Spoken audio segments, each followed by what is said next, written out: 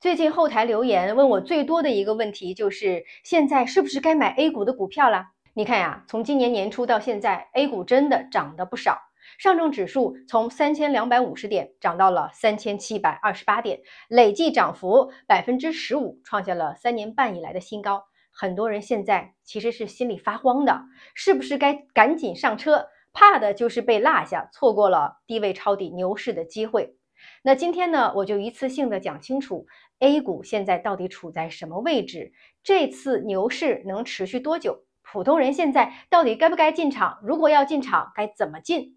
过去的3年呀，A 股指数长期徘徊在3000点附近，让人觉得是一个3000点的魔咒。可是到了今天 ，A 股持续大涨，上证指数创了阶段性的新高，突破了3700点。A 股市值总和呢突破了100万亿元，这也是 A 股历史上首次突破100万亿元大关。很多人一下子激愣起来了 ，A 股牛市来了吗？现在还能上车吗？其实呢 ，A 股这次牛市啊，是一次经济周期叠加政策调控下的必然结果。一方面呢，中国经济在经历转型，房地产、地方债在去杠杆；另外一方面呢，外资资金时进时退，北向资金流出呢还没有完全的止住，但国内居民的钱呢，大部分还锁在房贷和存款里。可是随着利率的不断下调，急需出口。于是我们看到的不是 A 股突然大牛，而是整体环境偏紧张，但是市场一直在蠢蠢欲动，其实已经持续了一段时间了。很多老股民呢，其实胆子越来越小，因为被 A 股屡屡伤透了心。他们会问，为什么我一进股市就会跌呢？核心原因只有一个，就是你当时买在了流动性收紧的时候。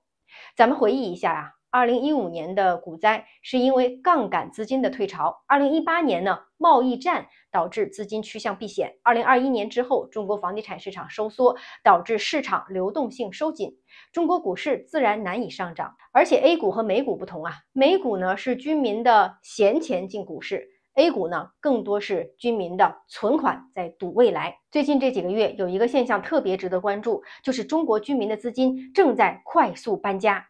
根据央行和券商的数据，7月份居民存款减少了1.1万亿元，与此同时呢，非银存款增加了2.1万亿元。这说明啊，钱没有消失，而是被大家搬家到了券商、基金、保险、理财这些账户里。为什么大家这么做？因为银行存款利率越来越低了，3年期定存利率不到2%，而资本市场上呢，股市在上涨，基金理财的收益更高了，大家开始把钱从银行搬走，往证券账户和理财账户转，这就直接带来了一个结果，股民开户热潮。仅仅在7月份 ，A 股新开户数就接近200万户，比去年7月大涨了70%，比今年6月增长了近20%。很多券商网点门口真的排起了长队，这其实呢就是增量资金最直观的表现。普通人开始用脚投票，抱着他们的银行存款跑步进场股市。那问题来了，现在的 A 股便宜吗？其实呢，从估值来看呀 ，A 股很多板块仍然处在价值区，沪深300市盈率在11到12倍，接近过去10年底部的区间。很多蓝筹股的股息率呢，远远超过银行理财，稳定分红甚至比存款划算得多。这意味着什么？对于长期投资者来说呢，下跌空间确实有限了，但是要立即大涨，其实还需要一个触发器，比如说经济全面复苏、政策持续宽松，或者外资大幅回流。所以我说呢，现在的 A 股啊是便宜，但是缺乏催化剂，或者说呀，就差一个燃爆点了。以史为鉴，可以知兴替。那咱们就得看看中国历史上几次牛市都是怎么发生的。当时是什么板块都在领涨，最后又是怎么结束的？中国股市诞生于1990年，盘点过去30几年 A 股的几轮大牛市，我们其实会发现，每一轮的牛市呢，似乎都遵循着相似的3部曲。第一次大牛市发生在1992到93年，咱们可以叫做南巡牛。1992年，邓小平南方讲话，股市定位为改革试验田，那个时候上市的公司啊屈指可数，但是市场热情空前。领涨板块呢都是概念和区域题材，资金追逐的是新鲜感而非基本面。沪指一路从几百点飙升到1992年5月份的1429点，是中国第一次全国性的大牛市。结果3个月之后的810风波，是监管强行对股市进行了降温，股市随后急速下跌。这次牛市从顶部到崩盘只用了3个月左右。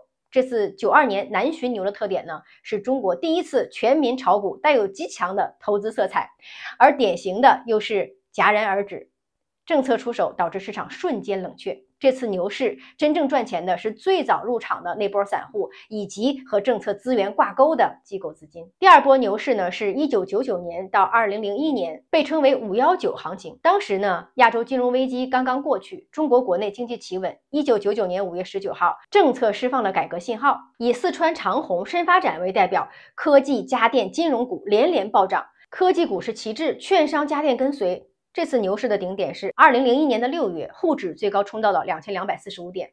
紧接着的2001年7月，国有股减持方案出台，投资者的预期崩塌 ，A 股直接进入了漫长的熊市。这次呢，从顶部到崩溃1个月左右就见顶了，半年内下行趋势就确立了。当时呢 ，A 股还是封闭市场。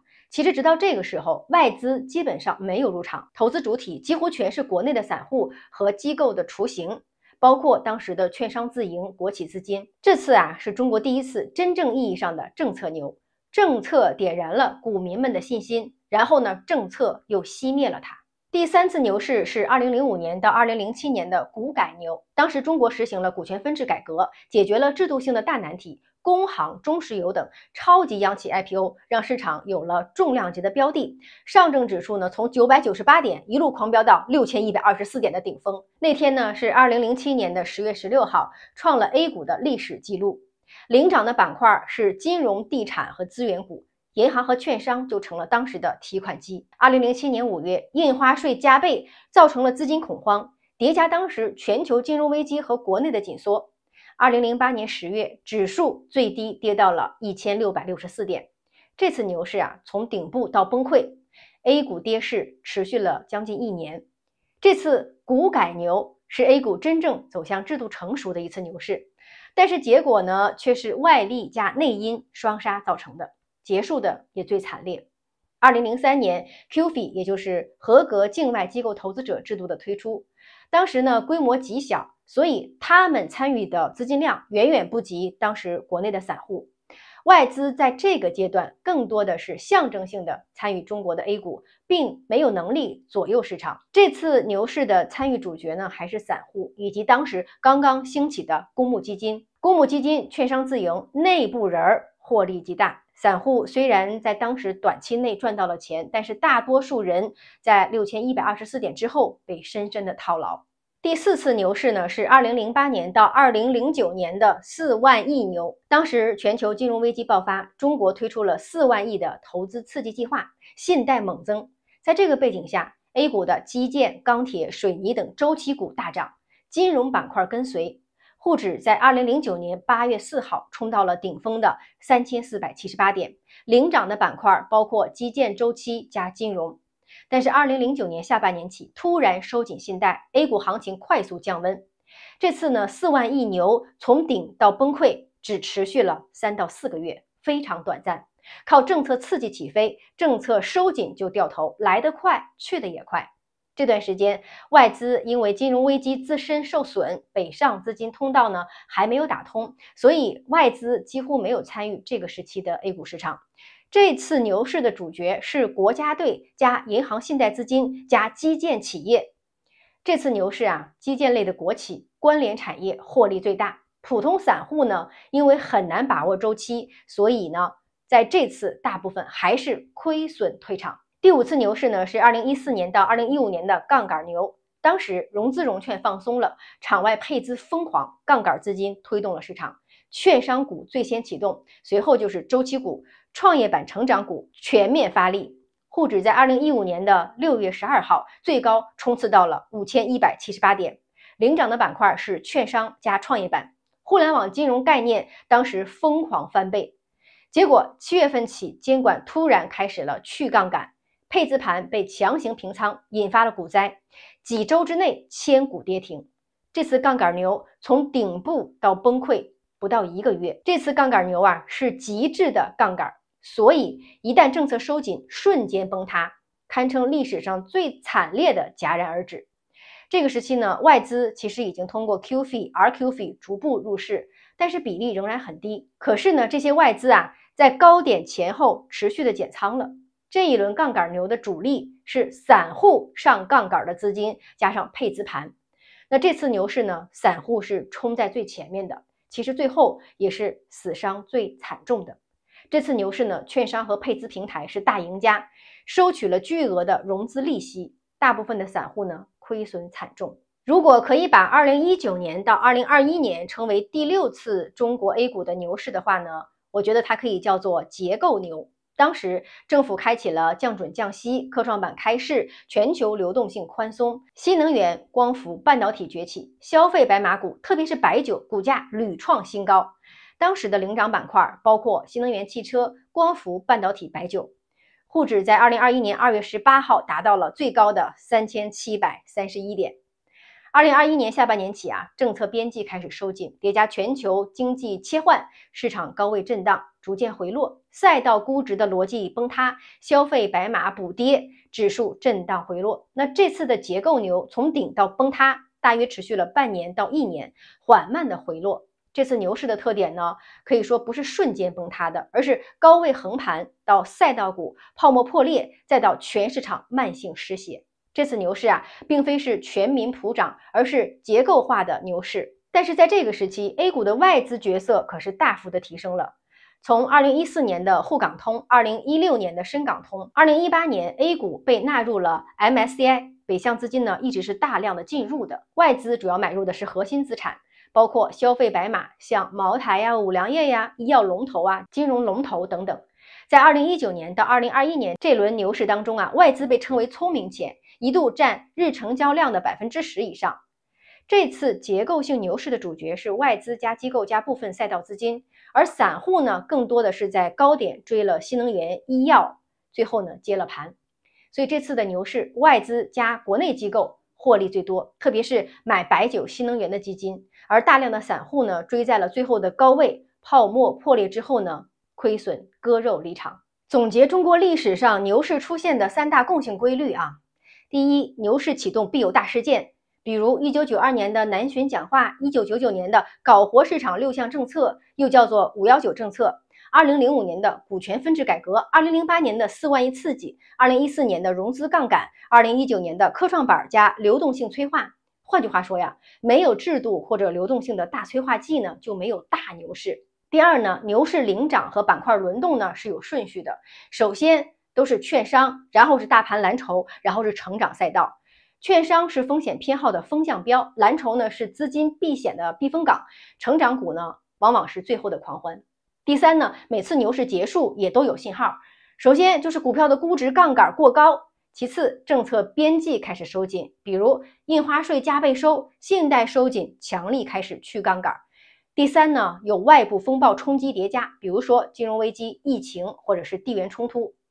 中国这几次牛市的规律就是快牛快死，慢牛慢死。怎么讲？1992年、2009年、2015年这几轮牛市，从顶点到崩盘在1到3个月，那几次呢都是政策加杠杆驱动的牛市。这一类的牛市，如果监管突然收紧了政策，那么股市呢就会出现戛然而止，快速熄火。而2007年、2021年这2轮相对慢牛呢，是因为有了更扎实的制度资金的支持，从牛市顶点到衰退呢，用了半年到1年的时间。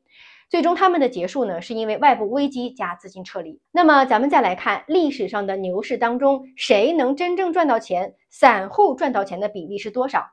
结论很扎心历史数据表明，在牛市当中，散户的赚钱效应呢，往往很短暂。中国结算披露过数据，2015年的牛市当中，80%的投资者在牛市中期都还是赚钱的，但是股灾之后，超过70%的散户亏损出局。其他几轮的牛市也类似早期追随趋势的散户是有收益的，但是大部分呢是在高位还贪婪，在股市下跌当中被深度套牢，最终割肉离场。所以散户在牛市鼎沸时期赚钱比例很高，一般能达到70%到80%，但是最终能带走收益的比例可能不足20-30%。回望中国历次的牛市，可以说呢都是政策催化加板块接力加信心透支的3部曲。区别只是有的牛市呢是买啥都涨，全民狂欢；有的牛市呢是结构分化，有的股票涨，有的股票跌。而每一次牛市的结束都伴随着政策收紧和资金的退潮。历史上这几次中国股市的牛市都是少数机构在收割，多数散户在站岗，外资呢这几年才真正的扮演聪明钱的角色，而大多数的普通散户呢，最后呢是看着牛市热闹，没能把钱从市场里带走。今天的 A 股啊，上证指数突破了3740点，创下了10年的新高，超过了2021年的高点。很多人又问我，牛市是不是已经来了？那在今天的思想会的音频当中呢，我从3个角度做了深入的分析。第一，从数据层面看，指数今年以来呢反弹超过了20%，不是昙花一现。第二呢，从资金的情绪来看，居民存款搬家，开户数量大涨，但是外资依旧谨慎。第三，历史境界，2007、2015、2021年的牛市教训告诉我们，牛市需要什么条件？那我的结论是，当下更像是牛市的预备曲，还没有到散户、中资机构、外资机构全场大合唱的高潮阶段。那么关键的问题来了，当下的市场普通人该怎么办？如果手里有闲钱，现在该不该投资 A 股？我想分3类人群给答案。第一类，如果你是短线投机的人，你想抄底赚1-2个月的快钱，那风险很大，因为目前呢没有强化催化剂，短期市场随时可能会震荡回调。第二类人呢，是能拿住3-5年的长期投资者。现在最佳的方案是逐步建仓，可以用定投指数基金 ETF 的方式分批买，拉长时间，不怕短期的波动。第三种呢是追求稳健的人，如果实在不敢直接买股票，可以关注高分红型的 ETF， 它的分红收益率呢能达到4%到6%，相当于替代了部分的银行理财。从投资策略的角度来看，我给大家一个操作的公式：现金流加定投加分红3位一体。首先啊，你得保证手里有6到12个月生活费的现金流，余钱呢分成5到10份，分批进场，优选高分红低估值的板块，比如金融、能源、基建，少量配置新能源、科技龙头，但是不要孤注一掷。这样做的话呢，你既能抓住 A 股上涨的机会，又能避免被短期的波动伤害到。当然了，股市有风险，投资需谨慎。我要提醒大家啊 ，A 股要有长期慢牛市，必须满足经济复苏加居民信心回暖加外资回流这些条件。这3点没有解决之前呢，是不会有健康的慢牛的。所以呢，不要指望股市一夜暴富，要把它当成你部分闲置资金的长期理财工具，那样的话呢，会更安全。